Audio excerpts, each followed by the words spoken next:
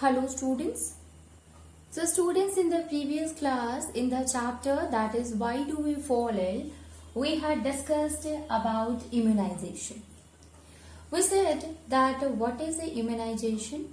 So immunization is basically the strengthening of the immune system, that is immunization or the vaccination. Okay. So in this process, we used to inject the dead microorganisms. And these dead microorganisms will be recognized by our immune system. And finally, when our immune system recognizes it, from the next time, the microbes, here when we are injecting the kill microbes, students. Okay, we are not injecting the living microbes, but we are injecting the killed microbes. Okay, so we inject the kill microbe, students, which will be recognized by our immune system. And when the living microbes enter again, or we can say it re-enters in our body, this time our immune system is ready to fight with it, and finally it will help us to cure for a disease. And students, that is why we should encourage the people, we should inform the people about vaccination, about immunization, what is its importance. Now, we already had said that immunization, basically this concept comes from a term that is cowpox. Edward Jenner, he was an English physician. He uses this term first. Actually, he get this concept of the vaccination from the cowpox. At that time, he was working on the smallpox, and then he came to know about the vaccination. And when we say cow, basically cow is known as a waka. And since he get this term of immunization from the cowpox, so he uses a term that is vaccination.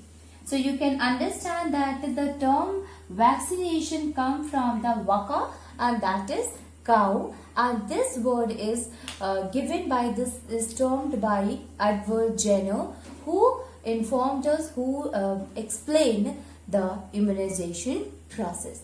Nowadays, scientists, they have developed a lot of a different vaccine to cure ourselves from different diseases. Now students, this is the end of the chapter of this why do we fall ill. Let us discuss some of the infectious disease. Okay, you can understand this is a kind of an extra knowledge. So we should try to understand some of the common infectious disease. And the first one is malaria. Very common infectious disease, malaria. You know that about 300 million people in a year, they get infected by malaria. Okay, and more than 2 million people, they die annually because of malaria. Okay, now malaria, if we talk that what is the causative agent and infection?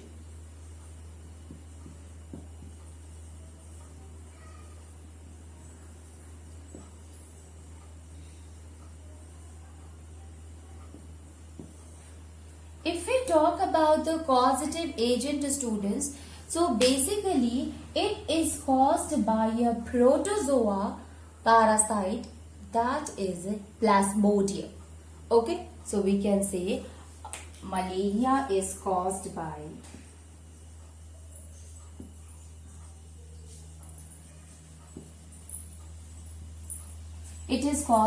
a protozoan parasite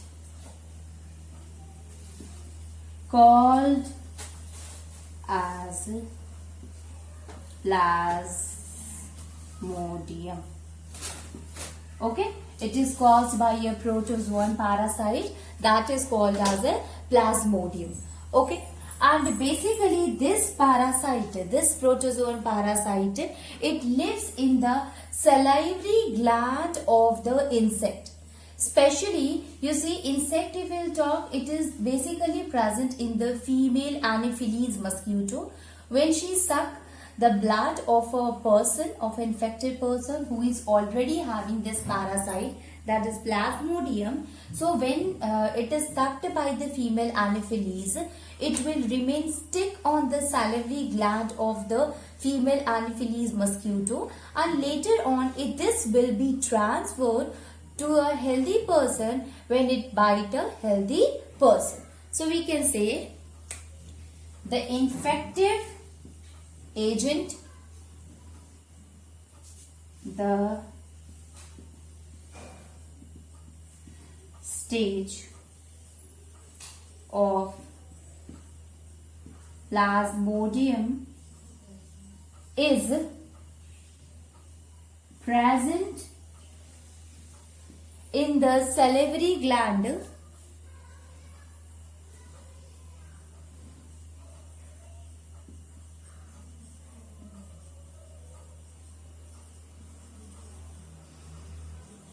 of the insect.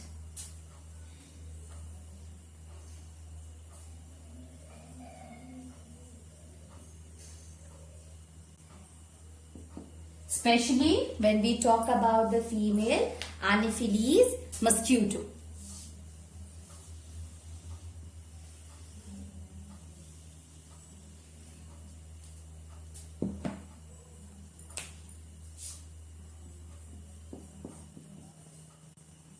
Female Anopheles mosquito.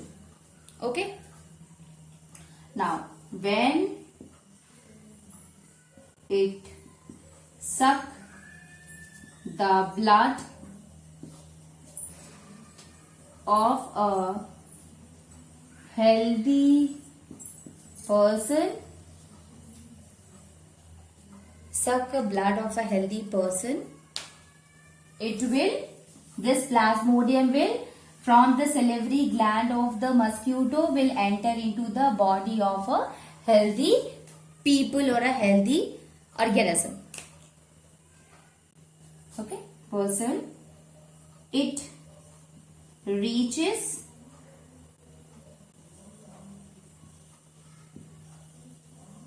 to the blood of the person, and ultimately if the Plasmodium reaches to the blood of a healthy person, it will cause the disease called as malaria.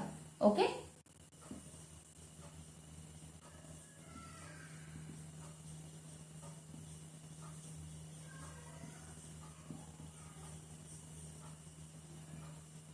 Okay. So female Anopheles mosquito is responsible, we can say that is a vector which used to carry the Plasmodium. It is a protozoan parasite which is basically present on the salivary gland of the female Anopheles mosquito, and when it sucks a healthy person, or when this will goes into the blood of a person and finally causes a disease called as a malaria.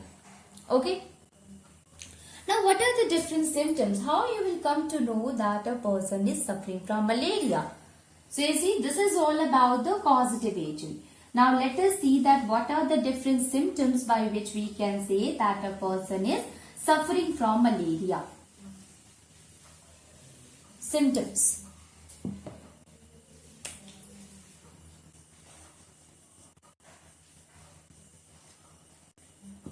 So there are some common symptoms, student, like headache is there, nausea is there, muscular pain is there, okay, and as well as very high fever is also there. So we can say headache, nausea, high fever, nausea, high fever, muscular pain.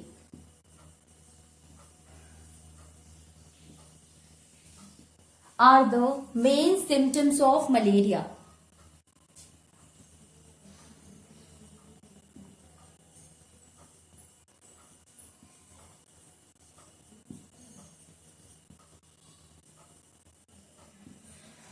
Are main symptoms of malaria. Now, not only this, when the malarial attack occurs, student, a person will, you can understand that this will include the three stages. The first stage is the cold stage, the second stage is the hot stage, and the third stage is the sweat stage or the sweating stage. So at a cold stage, the person feel very cold, start shivering, that is a cold stage. Then it start feeling very hot, okay, that is a hot stage. And then the person starts sweating, that is known as a sweating stage. So malaria basically include the three stages in it. Consists of three stage. Okay.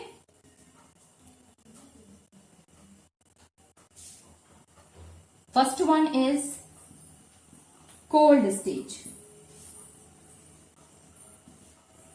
Person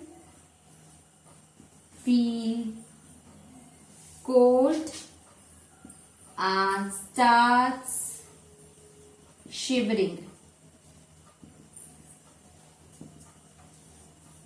Second one is the hot stage, students, in which high fever is there, higher respiration is also there. So the next stage, if we talk, that will be hot stage.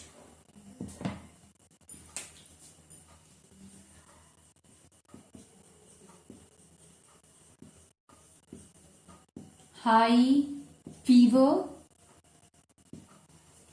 then faster respiration,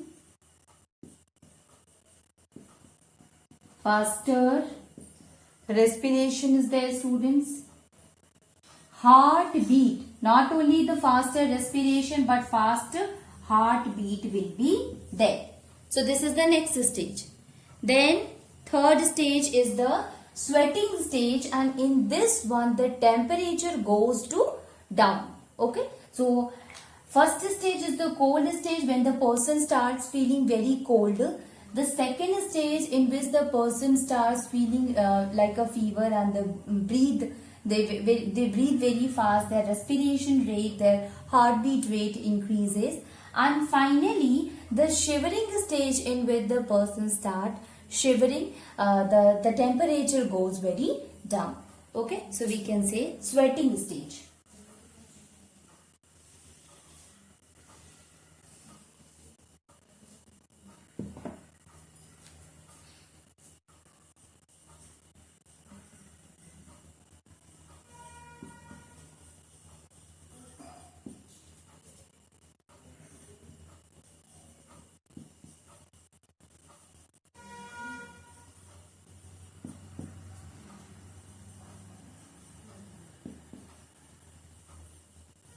Goes down. The temperature of the body goes down. High fever is there, faster respiration is there, heartbeat is there, the temperature of the body, it goes down. Okay, so these are the three kind of stages. So the first common symptoms, students, that we had discussed right now, headache is there, body pain is there, person may have a high fever, person is having a high fever. Okay, then the next one is that by which we can recognize that yes, the person, most of the chances is that he is suffering from malaria, that he undergo the three stages. The first stage is the cold stage, in which the person feel very cold and start shivering. Then the second stage, he feel very hot, having high fever, faster respiration is there, faster heartbeat is there. And the third one is the sweating stage, in which the temperature of the body, it goes down. Okay. Now, not only this, even after a person get cured from the malaria, he feel very weak and he may suffer from anemia. Okay. So we can say that after getting cured through malaria, when the person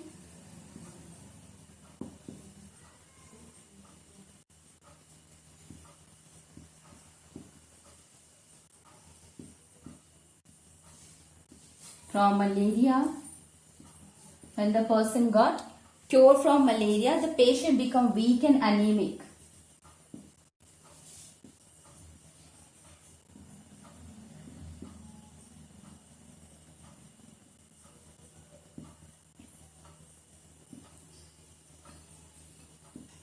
Anemic. Okay. Now, not only this, it causes enlargement of liver and spleen.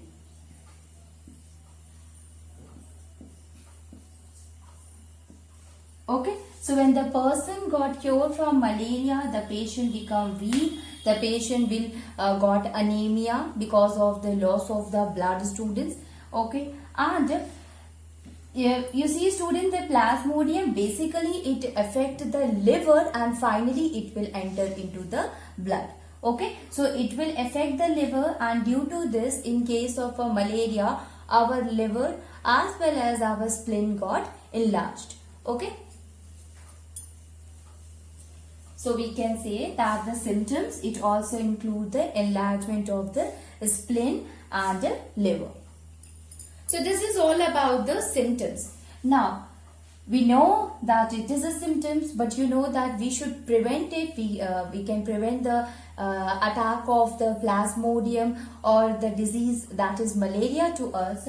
So what are the preventive measures that we should take so that we can cure ourselves from malaria?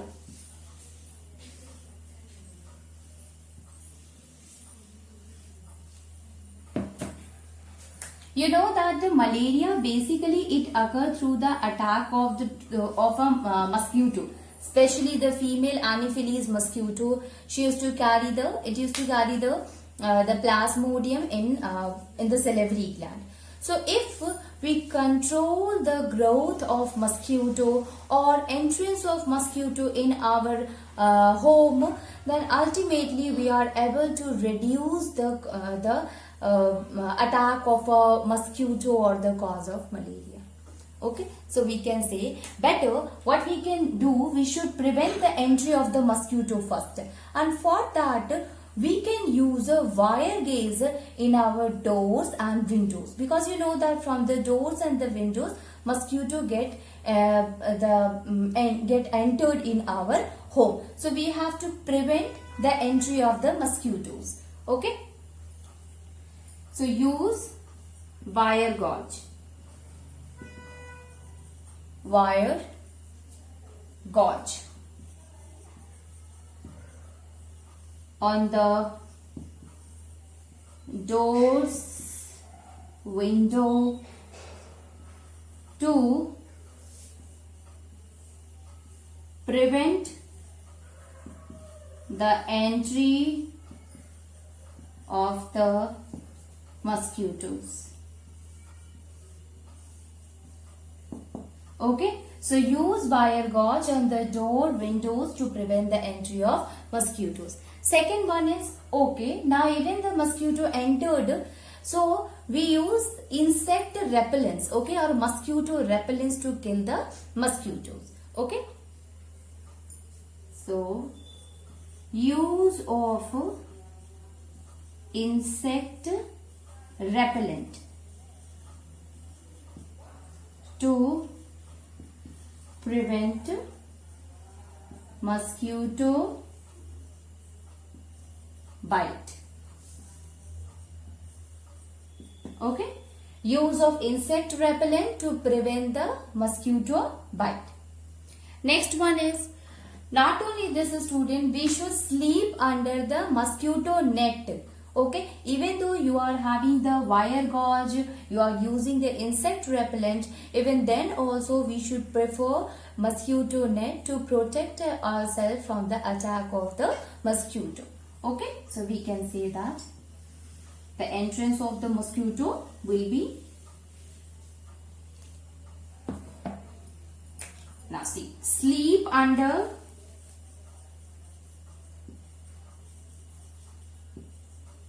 mosquito net. If we will use the mosquito net, ultimately the effect of the malaria or the entrance of the plasmodium will be reduced. Okay, because that the female anopheles will be not able to bite us, so ultimately it will help us to not being caused by malaria disease. Then what we can do, student? We can stop the breeding of the mosquito. You know that the stagnant water, basically it is the best place for the mosquitoes to breed because they used to lay eggs there, and if we are able to control it, we are able to control the growth of the mosquitoes also. So for that, what we can do? We can spray the kerosene oil over the stagnant water to avoid the breeding of the mosquitoes. Okay. So mosquito larva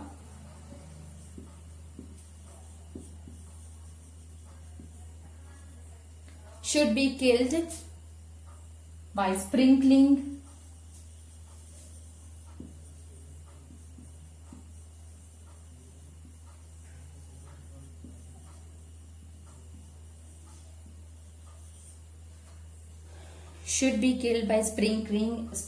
kerosene oil on a large sized water bodies.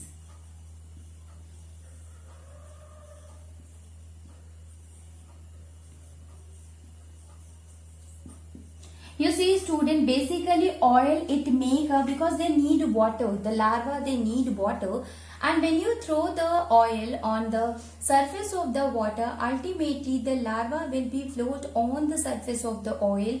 There will be no contact between the water to the eggs or to the mosquito larva, so they will be not able to grow, and this will leads to the death of the mosquito larva. Okay, so better we should throw the kerosene oil over the surface of the water. Next one is, okay, we can kill the mosquito larvae by killing it by sprinkling the kerosene oil on the water bodies.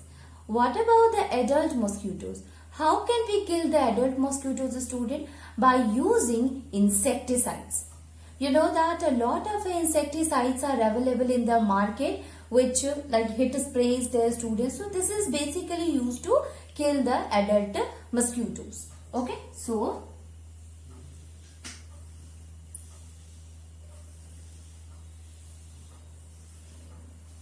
killing of the adult mosquitoes.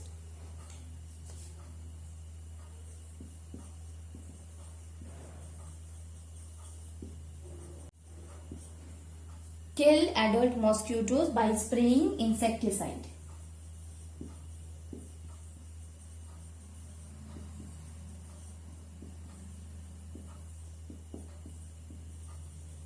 Okay, kill adult mosquito by spraying insecticide. Now, not only this, we should destroy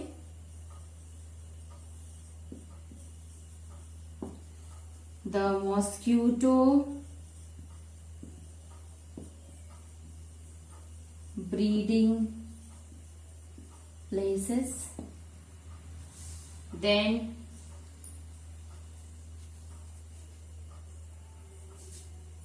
fill up all the ditches with the soil to avoid any accumulation of water. Now, these are some of the prevention, student. Let me discuss all of them. What we have to do after killing that of the mosquitoes larva, we have to kill the adult mosquito also, because the female adult mosquito, it causes the malaria. So we can kill it by spraying the proper insecticides over it, and ultimately leads to the death of the adult mosquitoes. Then next one is that destroy the mosquito breeding places. I told you the stagnant water is the best place for the breeding of the mosquito. They used to lay egg over the stagnant water, over the stored water. And that is why you have heard that not only malaria but dengue, chikungunya, all these things. In that case, the first and the foremost thing, the people they used to say that better you should not store water nearby your house, because the stagnant water, the stored water is the very best place for the breeding of the mosquito. So we should destroy the mosquito breeding place. Okay. Now, not only this, we should fill up the ditches with soil to avoid any accumulation of water. So, water get accumulated. During rainfall, students, what happened? The small ditches are there and these ditches get filled up with water. Now, these are the smaller one. When we look at this, we thought that, okay, these are the smaller, it will not going to affect it. But no, even though they are smaller in size, but they shows a huge impact. They are the very best place or very good place for the breeding of the mosquitoes. So we can say that if we cover these ditches with the soil, ultimately the effect will be less, the growth, the breeding of the mosquito will be less. So we can say that we can cover it with soil to avoid any kind of accumulation of water over these ditches. Okay. So these are some of the preventions that we should take. If we will take care of that, ultimately we can prevent ourselves from the malaria, from the attack of the mosquito. Let me remind you all the preventions again, student, and then we will move to the control. So the first thing that we should do is use of wire gauze, okay, at our houses or the door. Okay, so we can prevent the entry of the mosquitoes by using a wire gauze over the door or the window. That will be very important. The second thing, not only this, that we can use the insect repellents to prevent the entry or to kill the mosquitoes. So better we should prefer the insect repellent. Third one, students, we should sleep under mosquito net. Okay, so if we are using mosquito net, it will not going to bite us while we are sleeping. So ultimately it will help in curing us from the disease malaria. Fourth one, students, that is the mosquito larva should be killed by using by sprinkling kerosene oil over the stagnant water, over the stored water. Okay, so sprinkling kerosene oil will going to make a layer over the water, due to which the larva will not able to grow properly. They will be not come in contact with the water, ultimately leads to the death of the mosquito larva. Fourth one is that not only this, we can kill the adult mosquito by spraying the proper insecticides. So we can use the insecticide to kill the mosquito, adult mosquito. Then students, not only this, we can destroy the mosquito breeding place where they grow, where they used to give their larva, all these. And finally, we should cover all the ditches with the soil so that they could not grow, so that the water could not get stored. So this is all about the prevention. Now come to the last section, and that is control. How can we control malaria? So there is a drug that is known as quinine. And quinine basically extracted, it is a drug which is extracted from a bark of a cinchona tree. Okay, so we can say quinine.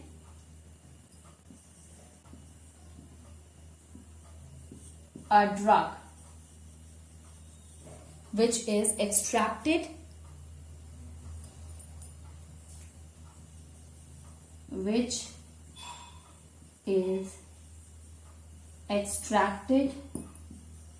from the bark of cinchona tree. Okay, it help in treating, it is very highly effective in controlling the malaria.